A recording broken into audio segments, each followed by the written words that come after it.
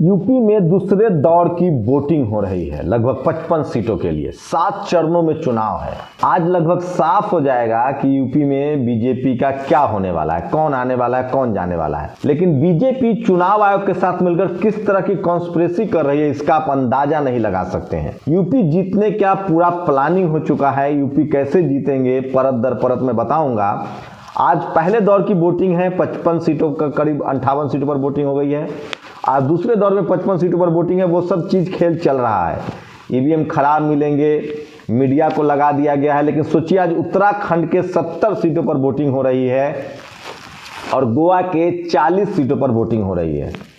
अच्छा, आप बताइए कि पंजाब पहले क्यों नहीं रखा गया? हो सकता पंजाब में भी पहले चुनाव हो सकता था। उत्तराखंड में पहले चुनाव, उत्तराखंड गोवा में पहले चुनाव होगा, फिर पंजाब में चुनाव होगा और उसके बाद यूपी में चुनाव चलता रहेगा। मतलब कि 7 फेज तक चुनाव चलता रहेगा। पंजाब आते आते सिर्फ 3 फेज का चुनाव खत्म होगा। आज से ही उत्तराखंड में बीजेपी को मीडिया जीतती हुई दिखाई देगी। गोवा में बीजेपी को मीडिया जो है बीजेपी को जीतते हुए दिखाई देगी, जो कि सच जबकि इसके उलट है। लोग नाराज हैं और इसका असर पड़ेगा 5 राज्यों में। जैसे हिजाब का असर पड़ा था, जो कर्नाटक का हिजाब है उसका असर हो रहा है यूपी में। तो सोचिए किस तरह से टीवी अखबार के जरिए 10% वोटों को टर्न आउट कराया जा रहा है। आज से ही आप सोचिए, प्रधानमंत्री 1 घंटे का इंटरव्यू देते हैं 70 मिनट का, चुनाव पहले फेज के चुनाव से ठीक पहले, और रात में प्रसारित होता है। आज योगी जी का इंटरव्यू चल रहा है। जब वोटिंग हो रही है तो एएनआई ने सारे चैनलों पर उनका इंटरव्यू चल रहा है। तो टीवी का वो लोग कितना ज्ञानी है ये देखिए। ये तो हमारे नेता है जो सोशल मीडिया का भी इस्तेमाल नहीं कर रहे हैं। इसका असर क्या होगा? सोचिए, एग्जिट पोल पर रोक है, लेकिन जिन राज्यों में चुनाव हो जाएगा, गोवा में और उत्तराखंड में एग्जिट पोल आ सकता है। मुझे नहीं पता इस पर चुनाव आयोग ने रोक लगाया है कि नहीं।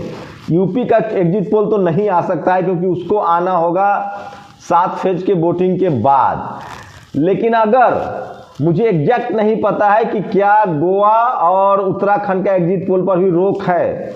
अगर ऐसा नहीं होता है तो इससे बीजेपी को बहुत फायदा होगा। गोवा और उत्तराखंड बीजेपी वैसे हार रही है, पंजाब में उसका नाम लेवा नहीं है। सोचिए, अगर पंजाब में पहले चुनाव हो और उसका एग्जिट पोल आ जाए कि वहां बीजेपी का पत्ता साफ है, तो उसका असर पड़ता गोवा पर और उत्तराखंड पर। लेकिन गोवा और उत्तराखंड में 1 फेज में चुनाव कराया जा रहा है। अगर उसका एग्जिट पोल आता है और उसमें बीजेपी को जीतता हुआ दिखाया जाएगा तो उसका सीधे 5 फेज में जो यूपी में चुनाव है उस पर पड़ेगा। तो ये बहुत बड़ी कॉन्स्पिरेसी होती है। सोचिए किस तरह से अभी मीडिया दिखा रही है कि मुस्लिम इलाकों में वोटिंग हो रही है, मुस्लिम इलाकों में वोटिंग हो रही है, जबकि सच्चाई है कि शहरों में कम वोटिंग हुई है। गांव में लोग जम के वोटिंग कर रहे हैं। एससी एसटी ओबीसी माइनॉरिटी के लोग वोटिंग कर रहे हैं क्योंकि उनके पास कोई दूसरा रास्ता नहीं है।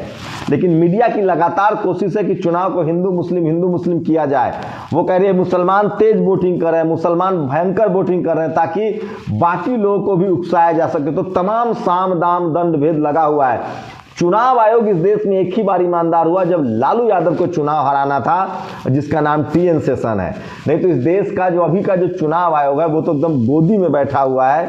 वो सेक्रेटरी रहे हैं, मिश्रा जी हैं, और बीजेपी से काफी उनका करीबी का रिश्ता रहा योगी जी से और बीजेपी से।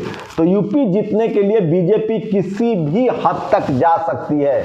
और आप यकीन मान लीजिए, अगर आज शाम में गोवा का एग्जिट पोल आता है, उत्तराखंड का एग्जिट पोल आता है, या कल आता है, या सोशल मीडिया पर लिखा जाएगा, उसका सीधे सीधे असर पड़ेगा यूपी चुनाव पर।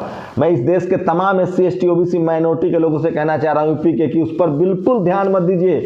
ग्राउंड रिपोर्ट तो ये है कि पंजाब में सुपरा साफ है बीजेपी का, गोवा में सुपरा साफ है उनका, कांग्रेस आ रही है। उत्तराखंड में कांग्रेस के लिए शानदार मौका है, वहां भी आ सकती है। रावण भी कुछ सीट जीत सकते हैं उत्तराखंड में, जिस तरह से हरिद्वार में उनकी रैली में भीड़ दिखी है। यूपी में अब साफ हो गया है कि मुकाबला सपा और बसपा के बीच है। शानदार मुकाबला है, तगड़ा मुकाबला है। बीजेपी कहीं खेल में दिख नहीं रही है, लेकिन मीडिया के जरिए लगातार कोशिश है। अगर ओबीसी अखिलेश यादव की जिस तरह से रैली में भीड़ जुट रही है, अगर मुसलमान वोट में ओवैसी का डेंट नहीं लगता है तो बीजेपी के लिए बहुत मुश्किल होगी। लेकिन वही बार बार मैं कह रहा हूं, 20,000 वोटों से आगे बीजेपी की तैयारी यूपी में है। वो यूपी नहीं जीतना चाहेंगे क्योंकि उनका यूपी चुनाव जो है वो 2024 पर निर्भर करता है प्रधानमंत्री के चुनाव में। तो यूपी का चुनाव बहुत क्रूशियल है। तो इससे समझिए कि अगर आज शाम में एग्जिट पोल आता है तो समझिए कि भैंस गई पानी में, बेड़ा गर्क है। सब कुछ बीजेपी के हिसाब से चल रहा है, शेड्यूल भी उसी तरह से तय किए गए थे। पंजाब का चुनाव अगर पहले होता और रिजल्ट आ जाते तो उसका असर पड़ता गोवा पर भी, उत्तराखंड पर भी और यूपी पर भी, मणिपुर पर भी, मणिपुर पे। तो ये तमाम कॉन्स्पिरेसी हो रही है जो मैं आपको समझाने की कोशिश कर रहा हूँ। और वहीं कुछ और बड़ी खबरें मैं आपको बता दूं जो चुनाव से जुड़ी हुई है। दूसरे दौर की यूपी में वोटिंग हो रही है। आज गोवा में 40 सीटों पर एक फेज में चुनाव है, उत्तराखंड में 70 सीटों पर एक फेज में चुनाव है। मुझे लगता है कि ये जो ईवीएम के बहाने पहले गड़बड़ी की जाती है और ये 7 दौर 8 दौर में चुनाव कराना भी एक बहुत बड़ी कॉन्स्पिरेसी है। क्या भारत में इतना संसाधन नहीं है कि यूपी जैसे राज्य में एक फेज में चुनाव कराया जा सके? सोचिए, जब बैलेट पेपर से चुनाव होता था तो 3 चरणों में पूरे भारत में चुनाव हो जाता था। 3 चरणों में, कितनी बड़ी बेईमानी है। 3 चरण में पूरे देश में चुनाव हो जाता था। क्या हमारे पास इतने सक्षमता नहीं है कि हम एक फेज में यूपी का चुनाव करा सके? क्या इतने सक्षम नहीं है कि एक फेज में देश का चुनाव करा सके? सक्षम है, लेकिन सब कुछ बेईमानी पर है। सोचिए, बाबा साहब जब हमें वोट का अधिकार दिए तो हमारे लोग अवेयर नहीं थे, तब वो अपने नौकरों को रिजर्व सीट पर जिताते थे, हमारे वोट हमें डालने नहीं देते थे। जब मान्यवर कांसी राम साहब है, उन्होंने नारा दिया जिसकी जितनी संख्या भारी उसकी उतनी हिस्सेदारी। जब SC ST OBC माइनॉरिटी की लीडरशिप पनपी, पहले कांग्रेस थी सिर्फ, तब चुनाव होते थे। उसके बाद जैसे ही लालू यादव का उदय हुआ, शिबू सोरेन का उदय हुआ, DMK का उदय हुआ, तमाम बहुजन लीडरशिप वाली पार्टियों का उदय हुआ, तो यही कांग्रेस EVM मशीन लेके आ गई। और अब जब बीजेपी सत्ता में गई है तो वो तो कांग्रेस को भी नहीं जीतने दे रही है। तो EVM भी एक फ्रॉड है। इस देश में फेयर इलेक्शन का मतलब है कि बैलेट पेपर से चुनाव हो, एक फेज में चुनाव हो, भले और उसके बाद गिनती 1 महीने तक चले, कोई दिक्कत नहीं है। चुनाव एक फेज में होना चाहिए, इस तरह का इंतजाम हो। नहीं तो इस देश में SC ST OBC माइनॉरिटी के लोगों को बंधक बनाया जाएगा और जो बाबा साहब ने हमें संवैधानिक वोट का अधिकार दिया वो तब तक साफ नहीं होगा जब तक ये नहीं हो जाता। वहीं ये देखिए, यूपी के देवबंद में जली विकास की लौ। HAV इंटर कॉलेज के पोलिंग बूथ पर मोमबत्ती जलाकर कराई जा रही है वोटिंग। ये है यूपी की हकीकत। आप कल्पना कर सकते हैं यूपी में क्या चल रहा है। वही सहारनपुर से खबर है कि सहारनपुर में चुनाव को लेकर लगातार जो है वो टेंस बना हुआ है, तनाव बना हुआ है। मैं शाम तक आप सहारनपुर के नुक्कड़ विधानसभा क्षेत्र के कई बूथों पर EVM खराब, मतदाताओं में आक्रोश। तो सोचिए, EVM खराब होने की जो कॉन्स्पिरेसी है वो लगातार की जा रही है और इसका सीधा सीधा संबंध जो है वो चुनाव के हार जीत से है। आखिर टेस्ट के बाद भी EVM क्यों खराब? सोचिए, बैलेट पेपर होता तो EVM खराब होने का तो झंझट नहीं था। ये सब कुछ कॉन्स्पिरेसी है और ये सब कांग्रेस का किया धरा है, उसका पाप है। लेकिन इसके खिलाफ कोई नेता बात करने के लिए तैयार नहीं, न अखिलेश यादव न मायावती जी। जो पर केंद्र में जब कानून आएगा तभी ये बिल पास होगा, EVM हटाया जा सकता है। मुझे लगता है कि अगर SC ST OBC माइनॉरिटी की कोई सरकार बनती है तो इनको EVM के खिलाफ बिल लाना चाहिए। जैसे महाराष्ट्र सरकार ने कहा था कि हम EVM से चुनाव नहीं कराएंगे, इसी तरह का बिल राज्यों को लाना चाहिए।